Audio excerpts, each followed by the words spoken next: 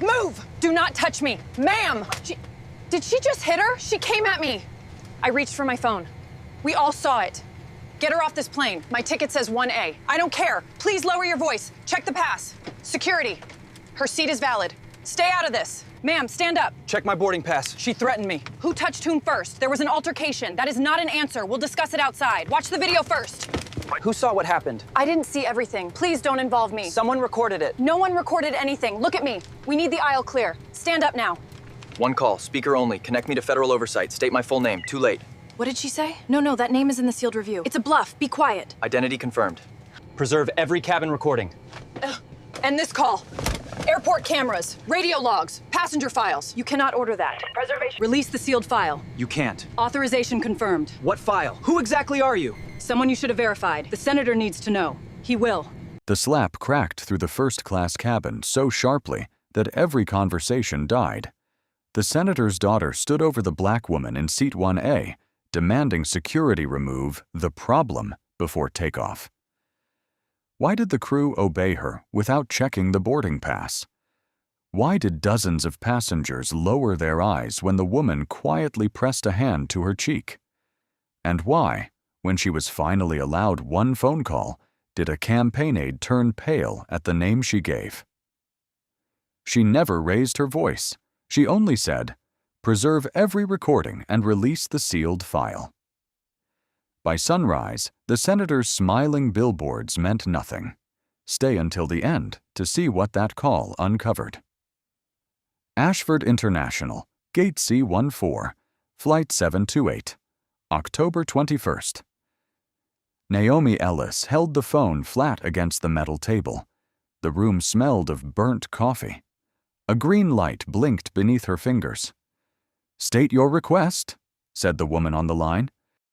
"Preserve airport video, cabin recordings, radio traffic, passenger manifests, and campaign communications." Leon Price reached for the phone. "That's enough." Naomi covered it. "I have not finished."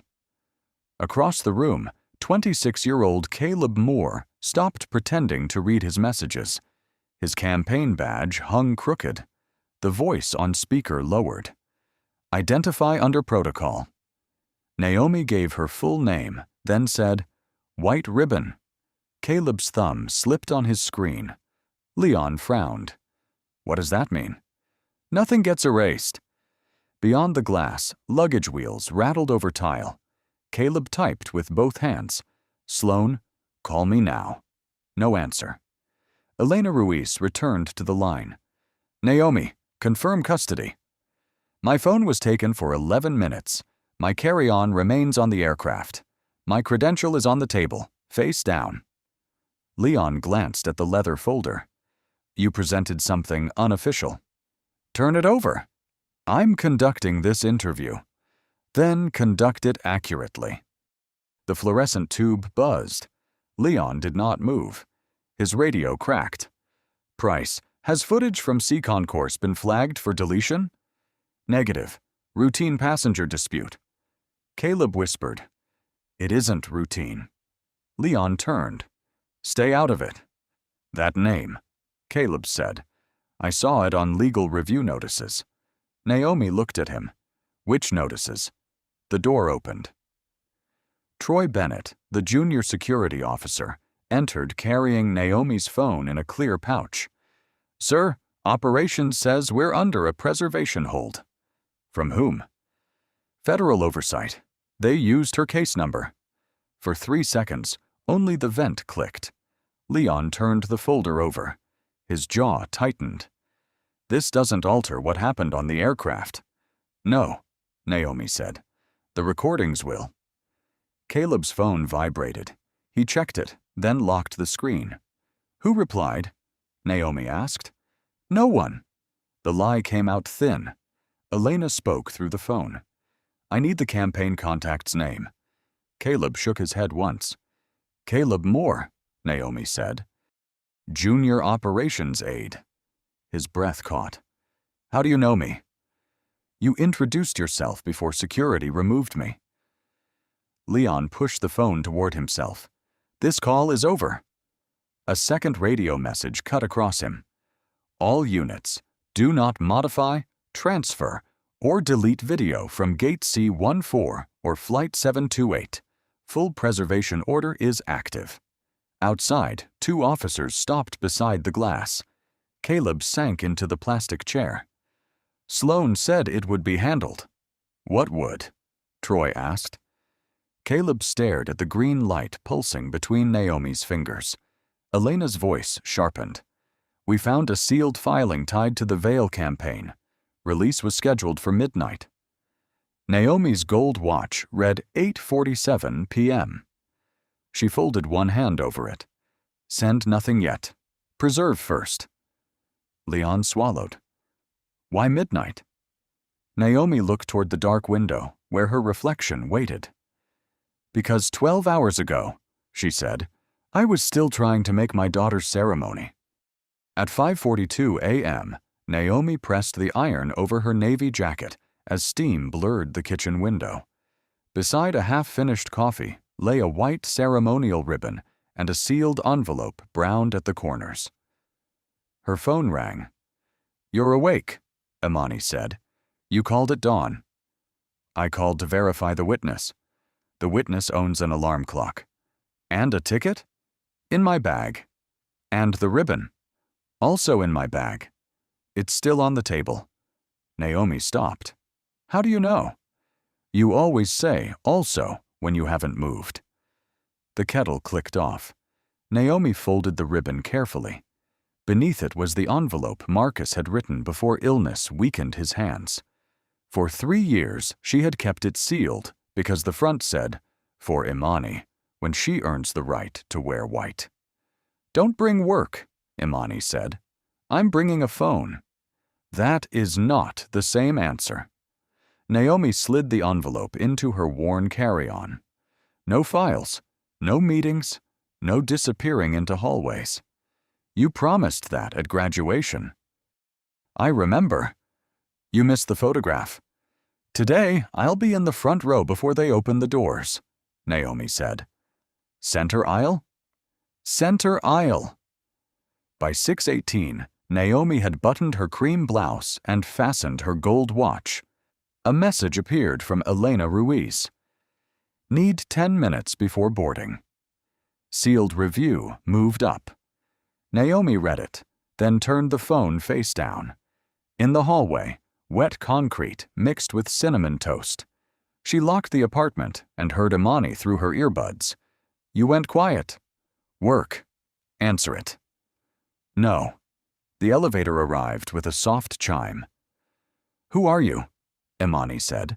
And what have you done with my mother? Naomi stepped inside. I'll call from the gate. Send proof you're on the plane. A corner of the white ribbon had slipped from the zipper. I'll send the seat number. At 7:06, the car left her beneath Ashford International's glass canopy. Cold air carried jet fuel and roasted coffee. Suitcase wheels struck pavement seams around her. The driver lifted her bag. Important trip? My daughter's ceremony. Then don't be late.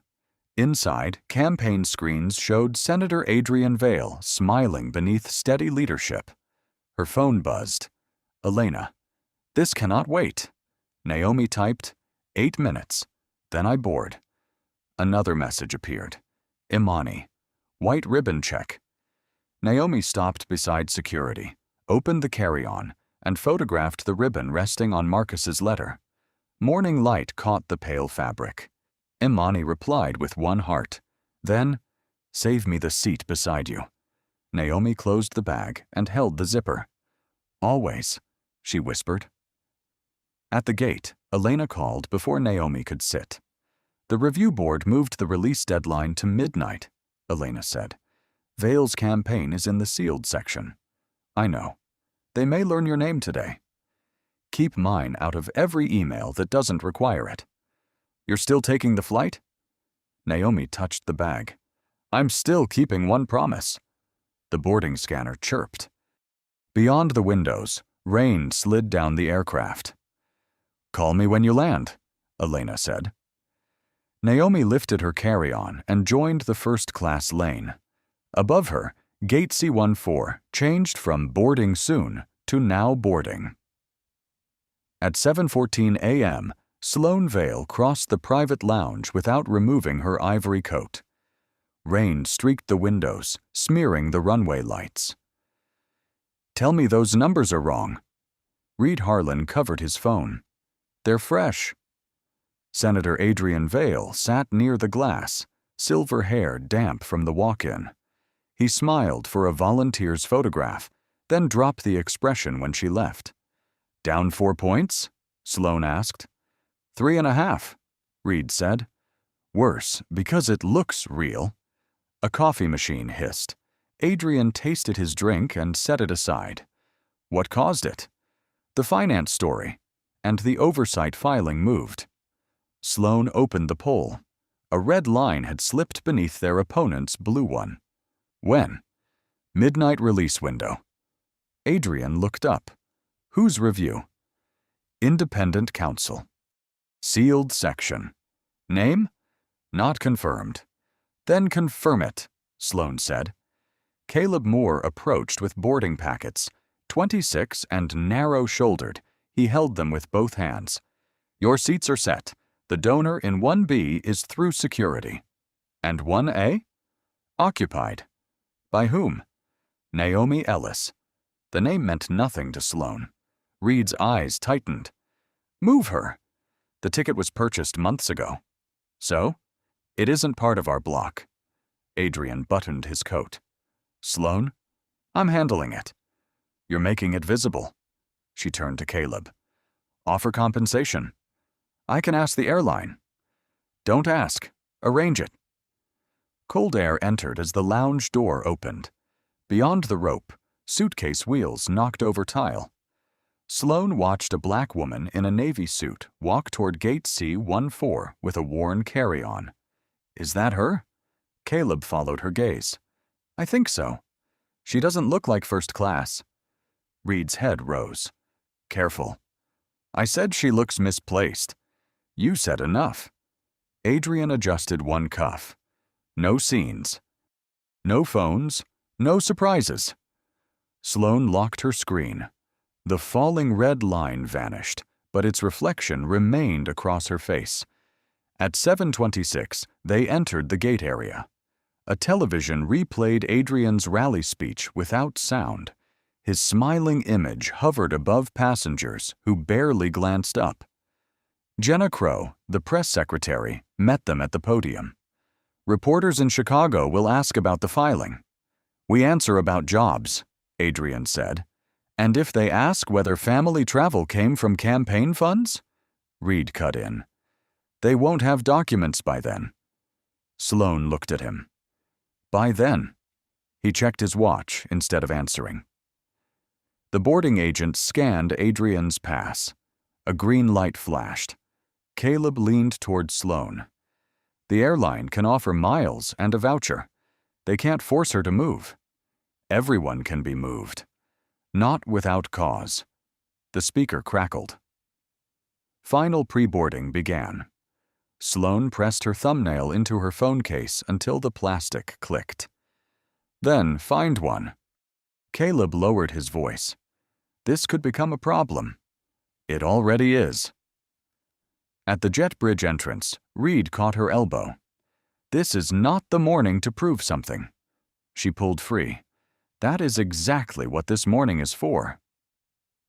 Far ahead, Naomi's navy jacket disappeared through the aircraft door. Adrian's campaign video reached its closing line behind them. Sound returned as Sloane stepped onto the jet bridge. Leadership means knowing when to act. The overhead bin clicked shut above seat 1A as Naomi slid her carry-on beneath the window. Rain traced silver lines across the glass, and the cabin smelled of coffee, damp wool, and citrus cleaner. She fastened her belt and sent Imani a photograph. 1A center aisle promise intact. 3 dots appeared. Smile before you land. Naomi took a second picture with one corner of her mouth lifted. Across the aisle, Evan Ross folded his newspaper. "Daughter?" "Ceremony." "Then you're on the right flight." A flight attendant stopped beside them. Her badge read, Claire Benton. 37, with auburn hair pinned tight, she checked the bins twice. As boarding thickened, Naomi tucked the white ribbon deeper into her bag. "Excuse me?" Sloane Vale stood in the aisle, ivory coat over one arm, her leather case resting on Naomi's armrest. Naomi looked up. "Yes? You're in my seat. This is 1A. "I know." Sloane held out her boarding pass to Claire, who returned at the sharpness in her voice. Claire scanned it. "Miss Vale, you're in 2C. "My father needs me beside him. The passenger in 1B is part of our party." Adrian greeted the captain near the door. Reed watched. Claire turned to Naomi. "Would you be willing to move to 2C? "No.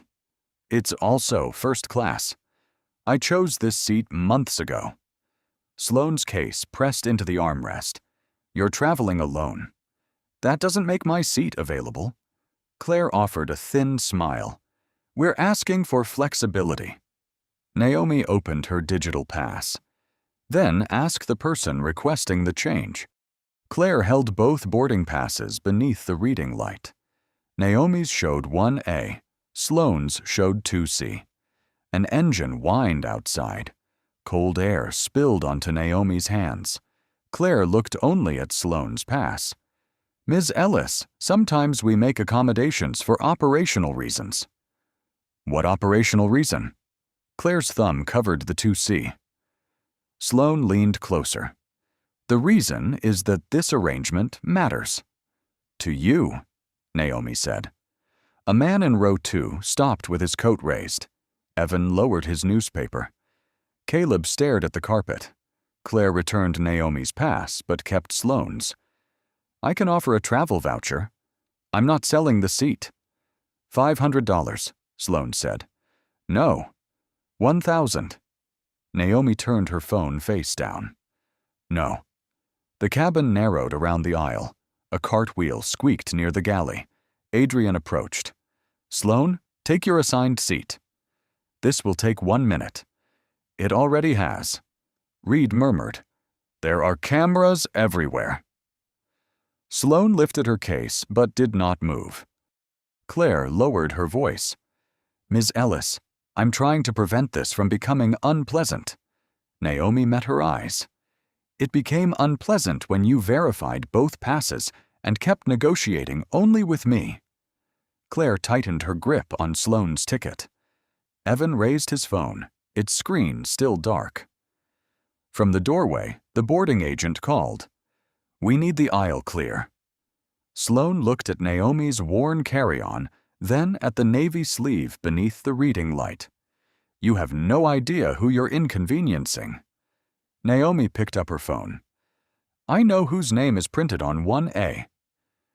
The boarding pass in Claire's hand trembled once, and Sloane reached toward Naomi before anyone in the cabin decided to speak. Sloane's hand caught Naomi's phone first. The device struck the carpet, bounced beneath the divider, and kept playing Imani's voice message. "Mom, call me before they pin the ribbon. I saved your seat." Then Sloane's palm crossed Naomi's cheek with a flat crack that silenced the cabin. Heat spread across Naomi's skin while cold air touched the other side of her face. Her fingers tightened around the rough armrest, but she did not rise. Evan's phone came up across the aisle. Claire whispered, "Ms. Vale." "She grabbed me," Sloane said. "I reached for my phone," Naomi answered. Reed stepped between the rows. "Everyone calm down." On the floor, Imani's voice continued beneath the engine hum. "Mom? You there?" Caleb bent to retrieve the device. "Leave it," Sloane snapped. "The phone was in her hand," Evan said. "That is not permission to hit her." Claire reached for the call panel. "I'm getting security." Naomi unfastened her belt. "Please pick up my phone." Claire hesitated. Evan leaned into the aisle, but Reed blocked him. "Do not involve yourself." "I already am." His recording light glowed red. Sloane pointed at Naomi.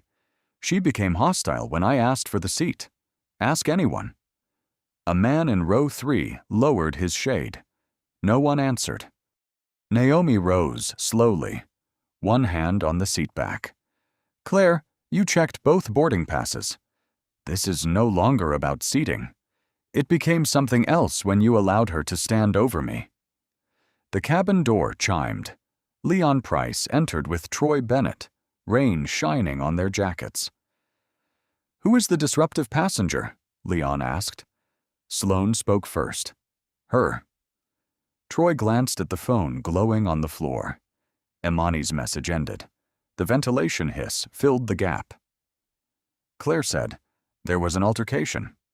Who initiated contact? Troy asked. Reed answered, the passenger in 1A escalated a private request. Evan raised his phone. I have the whole thing. Leon barely glanced at it. Stop recording. Then you'll lose evidence. Sloane folded her arms. She threatened us with her phone. Naomi's cheek throbbed. I made no threat. Leon stepped closer. Ma'am, come with us. After you preserve the cabin recording and identify witnesses, we can discuss that outside. My carry-on remains under 1A. We'll retrieve it. The white ribbon inside is for my daughter. Leon's expression did not change. Now, please. Naomi turned to Claire. Will you state that my boarding pass was valid? Claire gripped Sloane's ticket. I'll give a full account. That was not my question. A seatbelt clicked shut behind Naomi. No one met her eyes. Evan did. I'll send you the video. Reed turned. You will not distribute campaign personnel without consent. Evan's thumb moved. Too late. Troy crouched and sealed Naomi's phone in a clear pouch. Imani's words remained. I saved your seat. Sloane exhaled. Thank you. As Naomi passed Claire, she said, write down what you saw before someone tells you what it meant. The jet bridge air was colder than the cabin. Behind her, Reed spoke into his phone. Prepare a statement. She caused the disturbance. The aircraft door began to close, and Claire still held both boarding passes.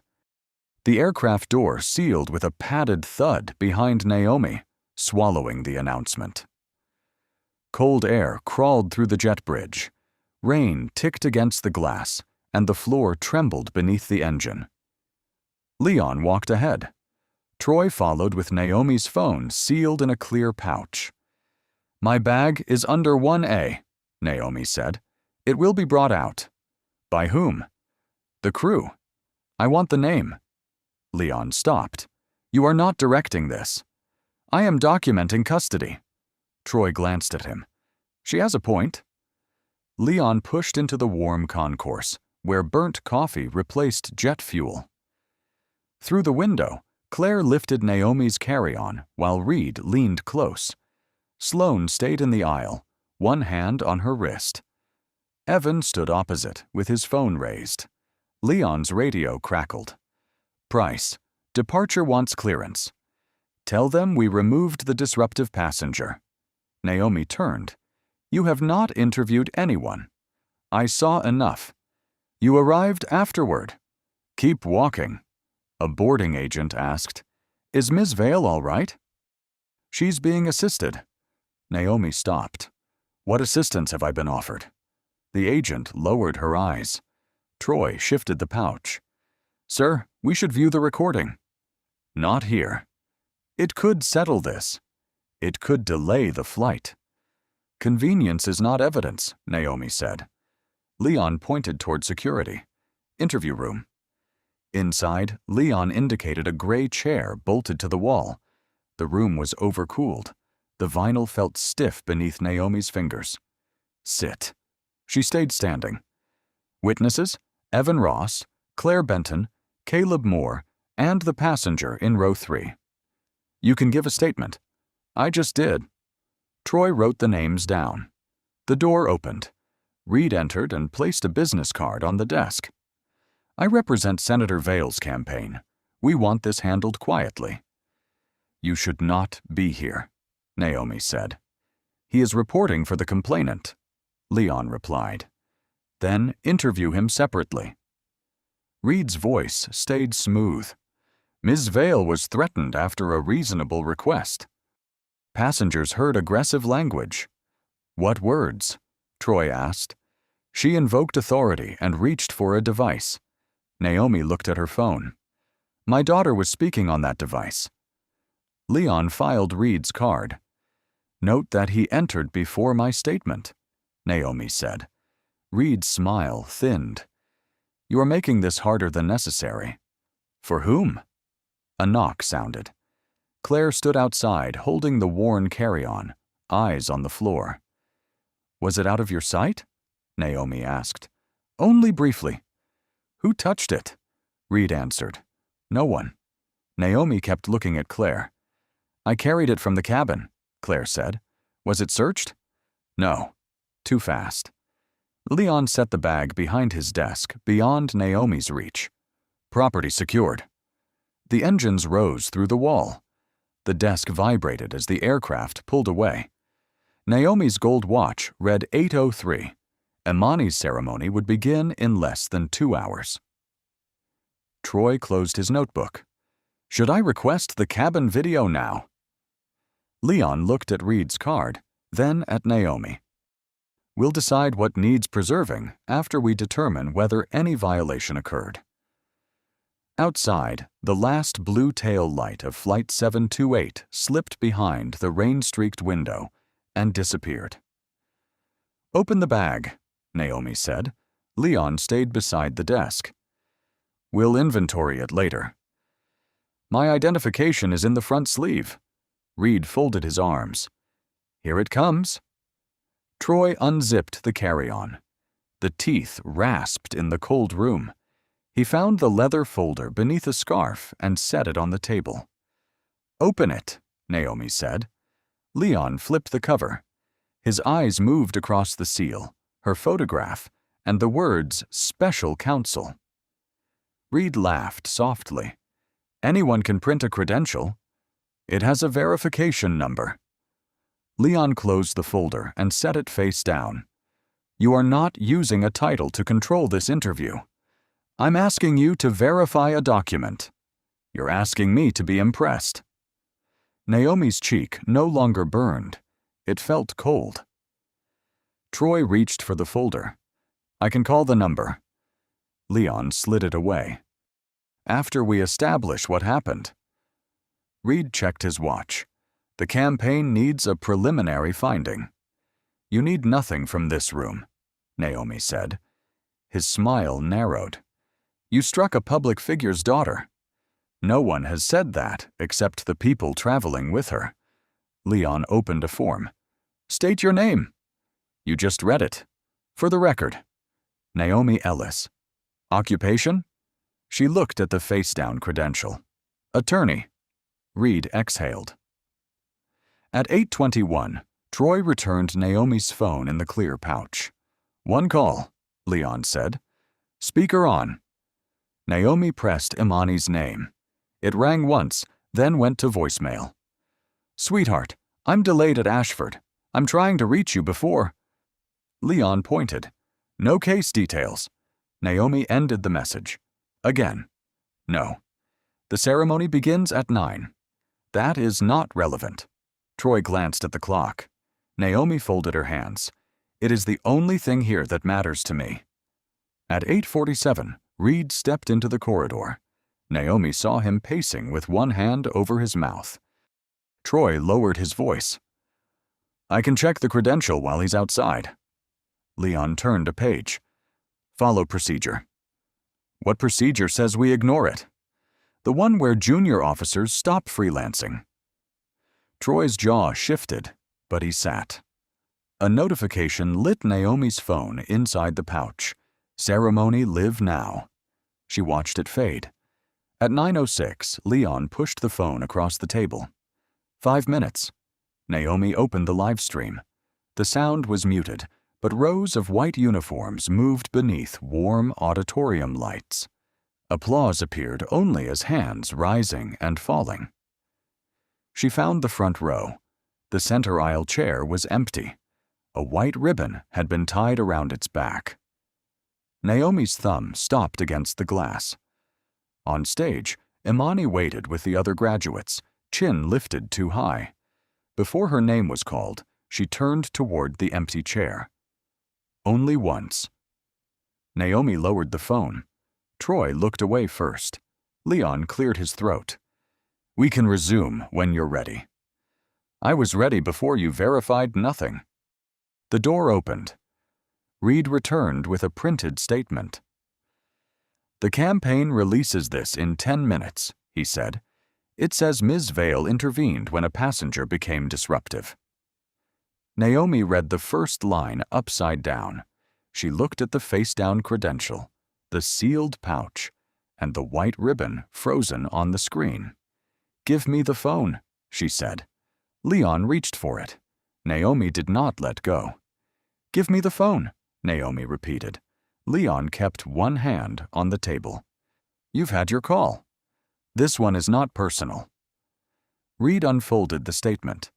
"Then it can wait." Naomi looked at him. "You heard that my credential has a verification number.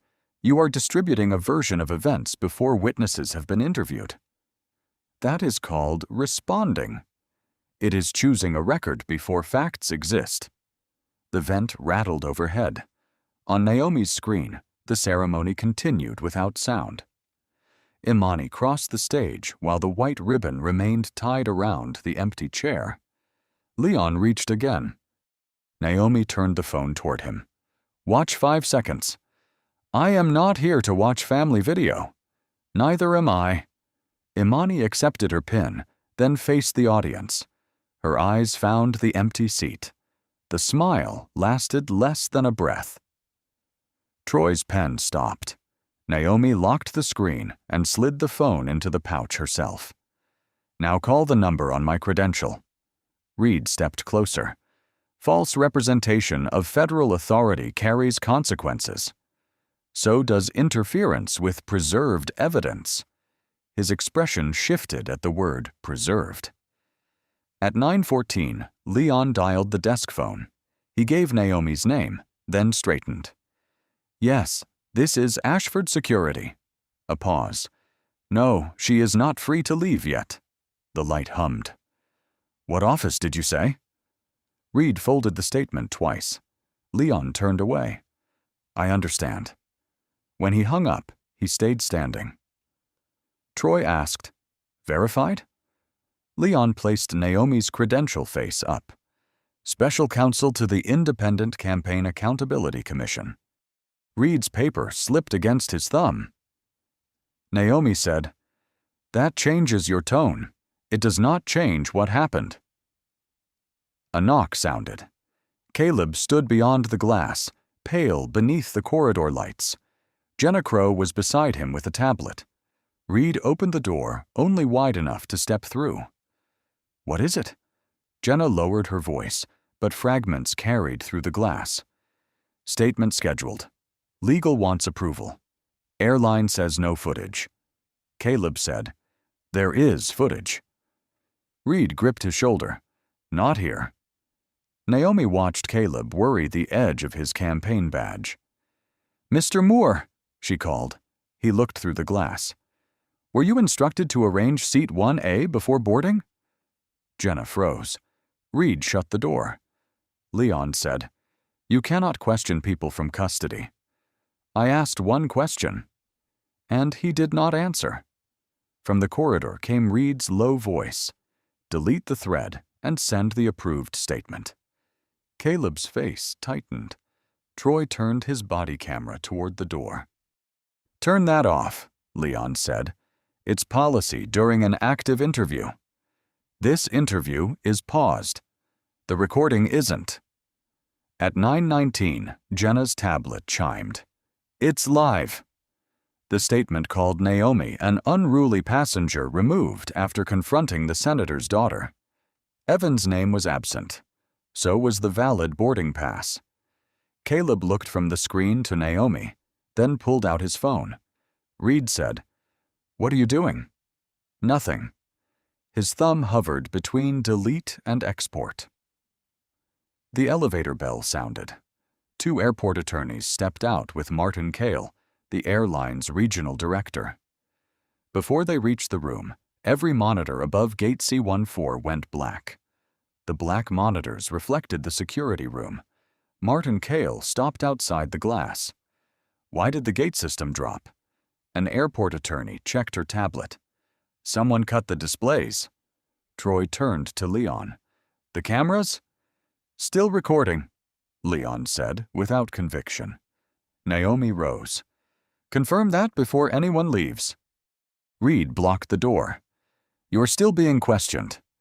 Your statement is public, my identity is verified, and the record is at risk. The attorney entered. Dana Mercer, 46, wore a gray coat beaded with rain. Ms. Ellis, we are preserving the material. By whose order? Airport legal. That is not enough. Naomi pointed toward the dead screens. Explain those. No one did. She picked up the desk phone. I need an outside line. Reed said, Absolutely not. Dana faced him. You do not control this room. He stepped back. Elena answered on the second ring. Status? Credential verified. Statement issued before witness interviews. Gate displays disabled. I'm initiating external preservation. Include cabin video, airport cameras, radio logs, passenger data, campaign messages, airline communications, and custody records for my bag. Martin folded his arms. You cannot seize company systems over a seat dispute. I ask to preserve them. If that concerns you, call counsel. Elena said, I need the trigger phrase. The green speaker light blinked beneath Naomi's thumb. Ashford, Gate C14, Flight 728, October 21st. White ribbon. Caleb's head snapped up. Reed moved toward him. Give me your phone. Caleb backed into the wall. Why? You were told to delete the thread. Troy opened the door. Nobody touches his device. Caleb missed the lock button twice. I exported it. Reed went still. Exported what? Dana asked. The messages about 1A. The donor seating. The instruction to create a service issue if she refused. He looked at Naomi. I saved them before the statement went live. Jenna Crow whispered, Caleb, stop. I should have stopped earlier. Elena's voice returned. Preservation notice filed. Oversight copies are time-stamped. Any deletion after this becomes a separate event. Leon stared at the screens. Can we restore them? Martin put operations on speaker. The displays were disabled locally, the technician said. Recording servers are intact. By whom? We're tracing the access badge. Reed buttoned his coat. The senator's party is already airborne. Naomi said, Distance does not erase instructions. Her phone vibrated inside the clear pouch. Imani, I saw the statement. I know it is false. Naomi read it once and turned the screen down. Donna returned the credential with both hands. Ms. Ellis, you are free to leave. My bag stays sealed until custody is documented. Troy nodded. I'll handle it. Leon removed Reed's business card from his file and slid it into an evidence sleeve. The monitors flickered on. Departure board, empty jet bridge, then camera C14-3. Its restored image showed a figure entering the control alcove 3 minutes before the blackout. Caleb leaned toward the screen. That's not airport staff. Reed did not turn around. Reed kept his back to the restored monitor. Dana enlarged the frame. The figure wore a campaign raincoat and temporary access badge. Jenna, Caleb said. Jenna Crow pressed her tablet to her chest. I was told the alcove controlled displays, not recordings. Who told you? Dana asked. Jenna looked at Reed. He turned. This is becoming theatrical. Troy stepped between him and the door. Then stay for the paperwork. A printer chattered outside. Naomi studied the timestamp, 9:16 a.m., 3 minutes before the campaign statement appeared. Preserve her badge log, she said, and every message that sent her there. Across the terminal, Evan Ross sat beside a charging pillar. His upload stalled at 98% as the public Wi-Fi blinked out. A man with an airline lanyard approached. "Delete that recording, sir." The screen flashed. Upload complete. Evan unplugged the cable. "You arrived 1 second late." At 9:32, Imani sat alone in the nearly empty auditorium. Paper programs rustled under the ventilation. Her white ribbon lay beside her phone, still curved from the empty chair. A classmate had sent the video without comment. Imani pressed play. She heard her own message from beneath the first-class seat. Then came the crack, the silence, and her mother's quiet request. "Please pick up my phone." Imani paused there. Naomi's hand remained open above the armrest while every face behind her turned away. She called. Naomi answered from the corridor outside security. "You should be celebrating." "I'm sitting beside your ribbon." "I'm sorry." "Don't say that." A cleaning cart squeaked past. Imani wound the white fabric around one finger. "I thought work took you away again," she said. "Then I saw why. I should have been there." "That doesn't fill the chair." "No. But don't let them fill the story with something else." Naomi leaned against the cold window. "Do you want me to come home?" "I want you to finish what they started." Distant applause crossed the line. Then Imani said, "Dad's letter stays sealed until you get here. Keep it safe." At 9:41, Caleb asked to use the restroom. Troy escorted him into the corridor, where Elena Ruiz waited in a charcoal coat, one sleeve dark with rain. Caleb stopped. "You got here fast." She said white ribbon. He pulled an encrypted drive from inside his campaign badge. "Seat instructions, donor requests, draft statements, Reed's deletion order," he said. "There are messages from the senator's account."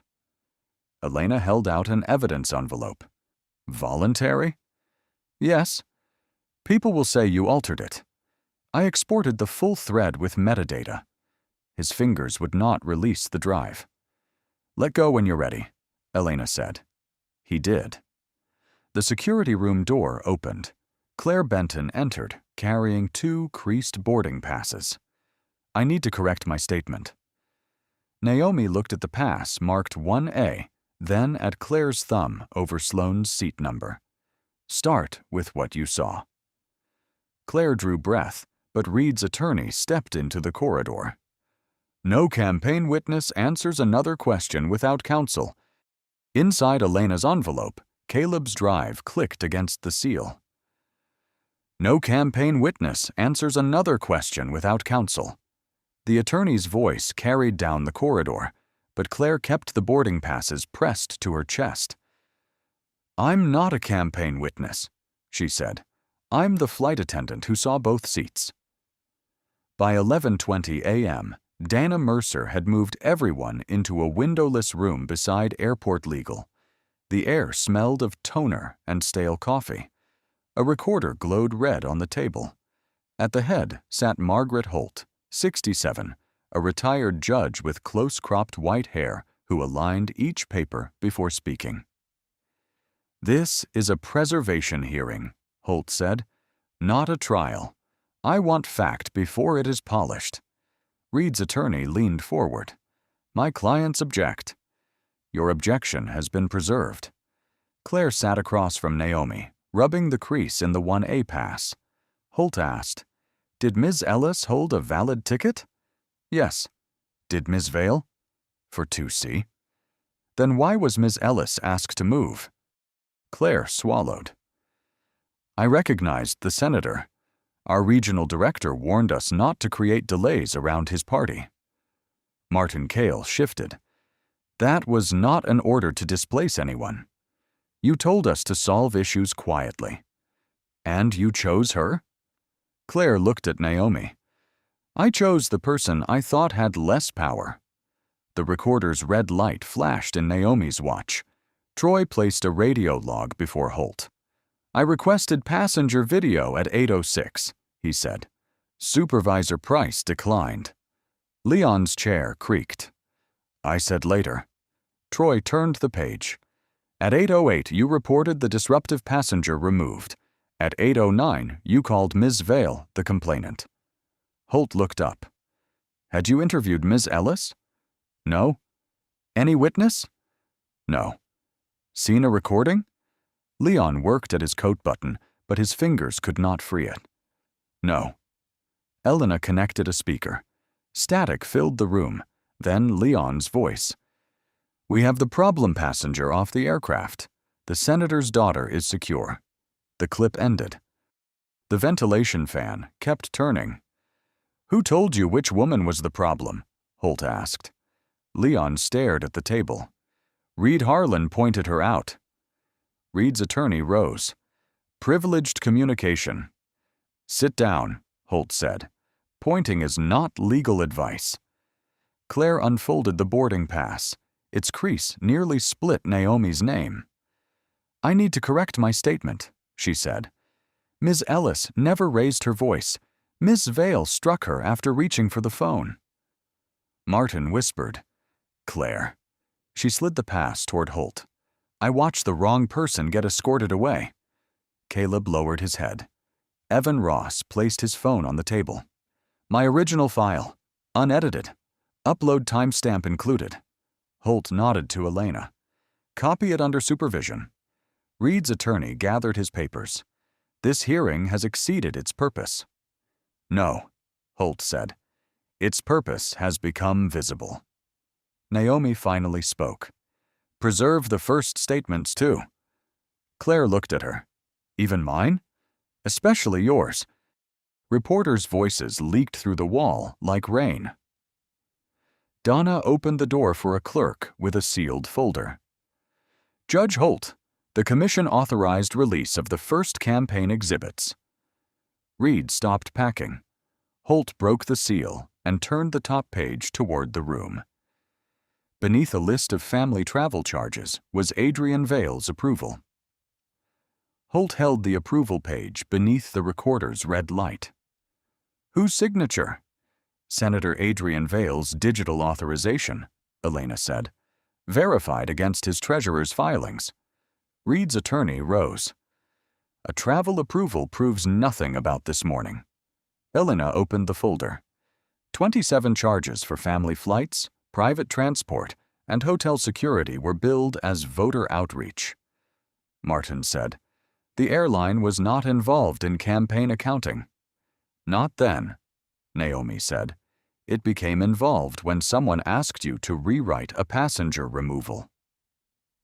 Above them, the ventilation fan clicked every fourth turn. Holt pointed to the next exhibit. Read it. Elena did. If Ellis resists, classify it as a service disruption. We need the cabin clear before wheels up. Sent by Reed Harlan at 7:19 a.m. That refers to seating logistics, Reed said. Caleb looked up. You told me to create a cause. I told you to solve a problem. You said, make the airline own the reason. The attorney touched Reed's arm. Do not answer. A clerk entered. Senator Vale is speaking outside headquarters. Holt allowed the feed. Adrian stood before blue banners. My family has never asked any airline or airport employee for special treatment, he said. Neither I nor my campaign directed anyone to alter an official account. Reed whispered, Turn it off. Naomi watched him instead. Elena slid out one final page. This arrived from the preserved campaign server 9 minutes ago. Reed had asked permission to pressure the airline. Adrian replied, Handle it. Keep Sloan out of the report. His approval stamp sat beneath it. Holt faced the clerk. Release exhibits 12 through 19. Reed's attorney shoved back his chair. Those were sealed. Until your client made a public factual denial, Holt said, the order permits correction of misleading statements. Reporters began shouting outside. Jenna's phone rang, then Caleb's, then Reed's. Jenna answered. Yes, we saw it. She listened. 4 major donors? Caleb read his screen. County chairs are canceling tonight's events. Reed reached for his phone and missed it against the polished table. We need a response. You already gave one, Naomi said. Martin stared at another exhibit. If my office received an instruction to amend the incident log, I need the name. Dana placed an email before him. Your deputy replied, we can align language after departure.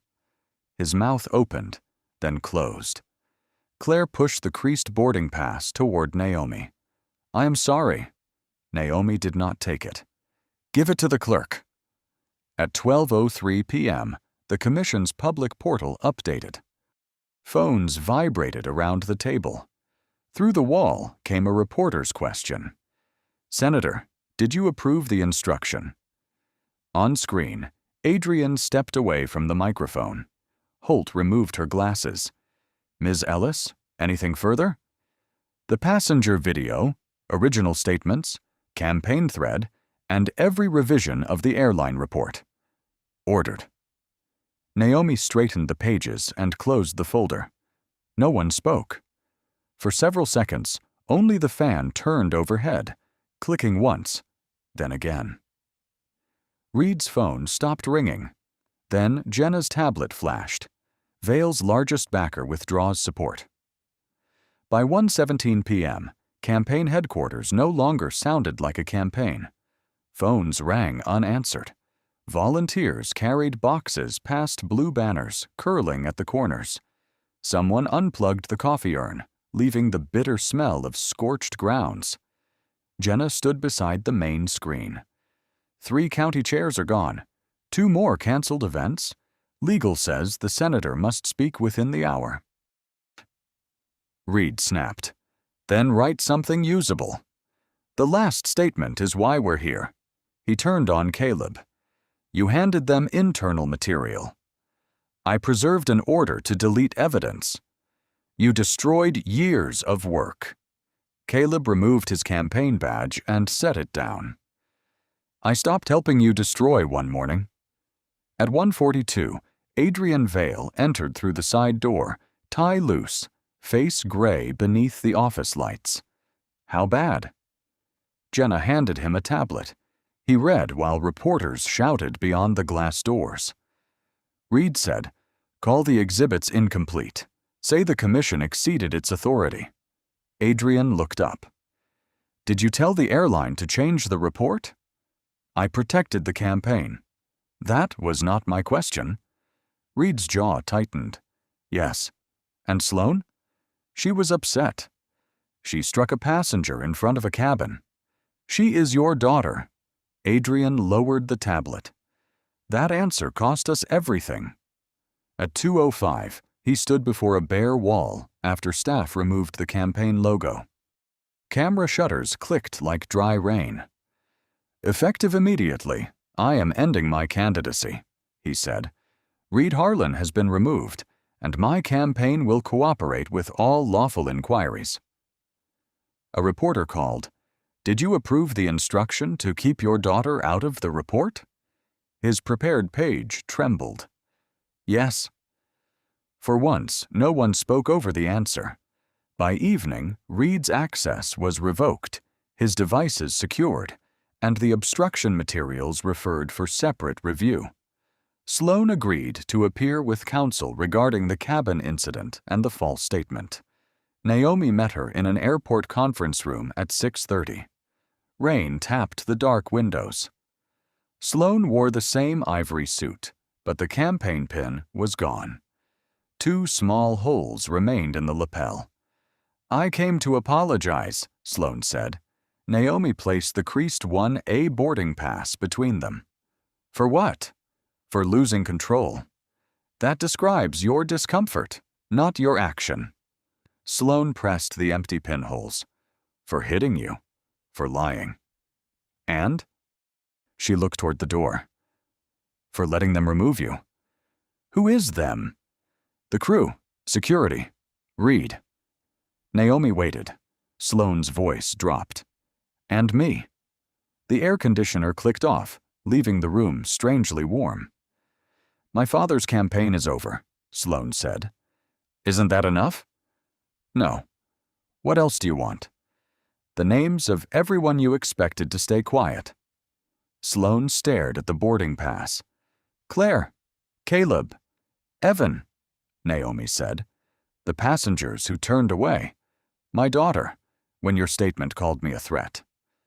I can correct it publicly. Then do it without calling this a misunderstanding. Sloane nodded once. Naomi stood and turned the pass toward her. Words matter when they name the person harmed and the people ordered to disappear.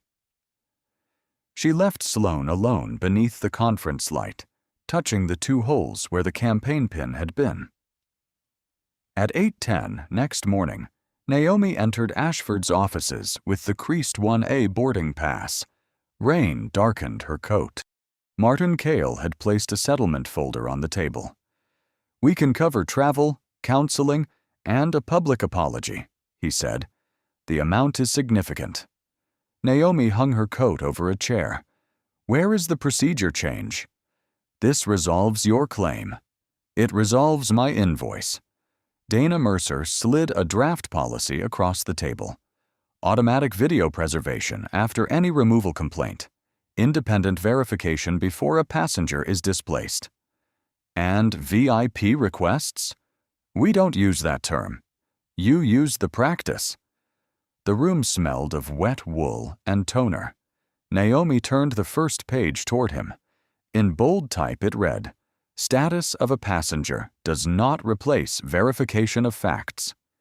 Keep that sentence.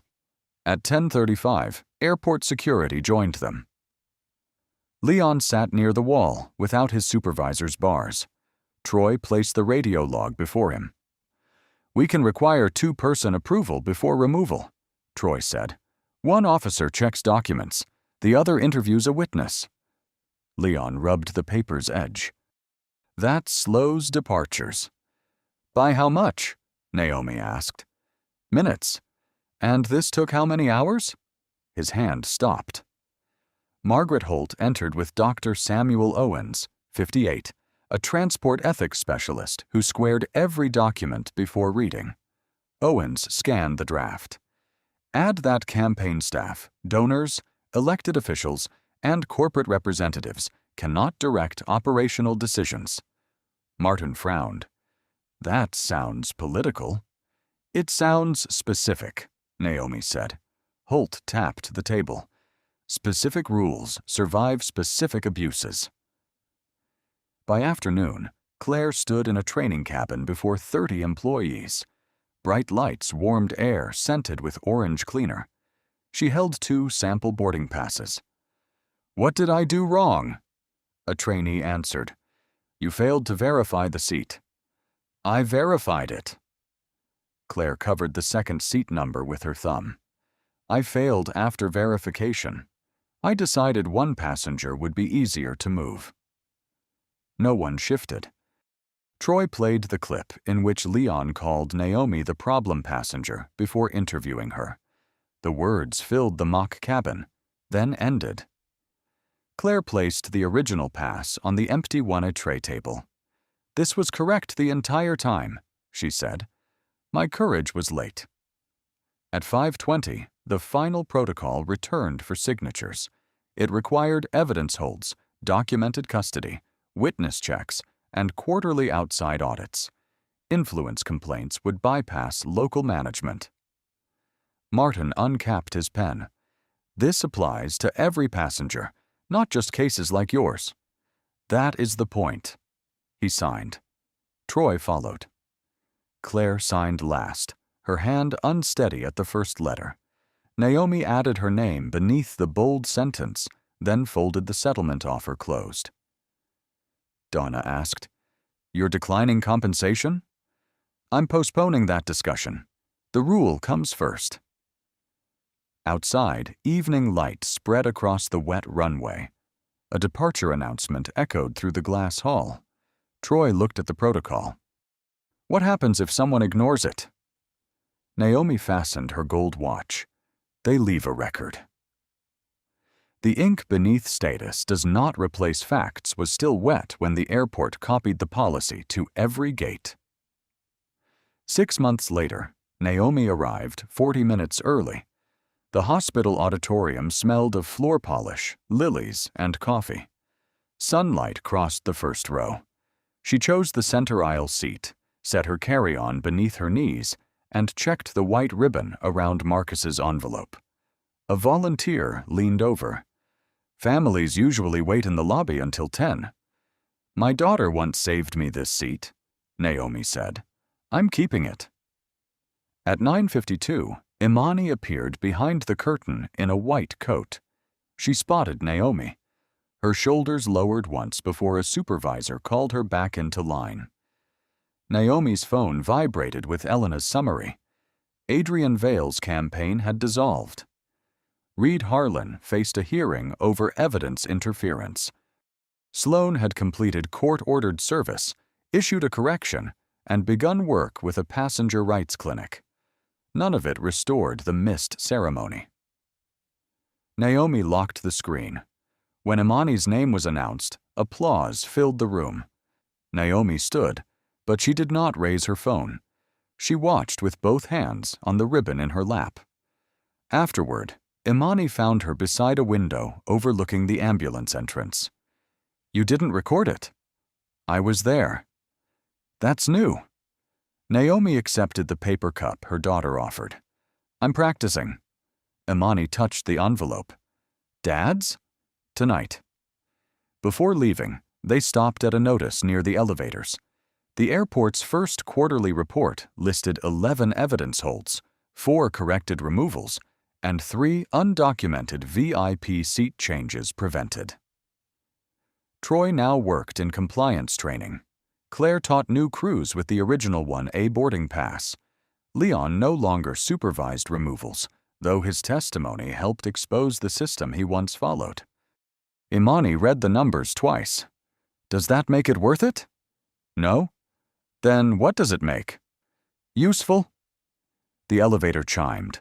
An older man beside them folded a copy of the notice into his pocket. At 7:18 p.m., mother and daughter sat at Naomi's kitchen table. Rain whispered against the window. Onions softened in a pan, and steam clouded the glass. Imani unwound the white ribbon while Naomi turned 2 mugs so their handles faced outward. Marcus's handwriting leaned hard to the right. Imani read aloud. He wrote that wearing white would not make her kind, brave, or worthy.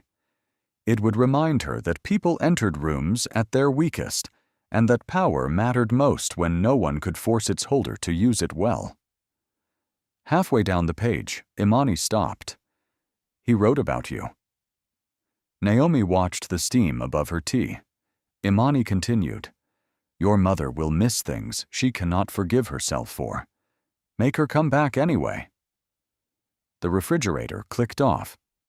Naomi pressed one finger where the ink had thinned. I was angry, Imani said. You had the right. I'm still angry about the empty chair. So am I. Imani folded the letter along its old crease. But it wasn't empty today. No? A message arrived from Sloan. I testified at the airline hearing. I used the word hit, not incident. I named everyone who helped me lie. Naomi placed the phone face down. Are you answering? Imani asked. Tomorrow. They wrapped the white ribbon around the opened letter instead of sealing it again. On the counter, the onions began to brown, and Imani rose to stir them. Naomi's gold watch rested beside Marcus's words, ticking softly in the warm kitchen light. Have you ever watched someone with influence receive special treatment while everyone else was expected to stay silent? Tell us in the comments what you would have done in that cabin, and whether Claire, Caleb, or Leon deserved another chance after finally telling the truth. Share this story with someone who believes dignity should never depend on a title, a campaign, or the seat printed on a ticket. Like the video, if you believe, accountability matters most when powerful people expect exceptions. Subscribe for more emotional stories about quiet courage, difficult choices, and justice that changes more than one life. Your voice helps these stories reach people who may need the courage to speak.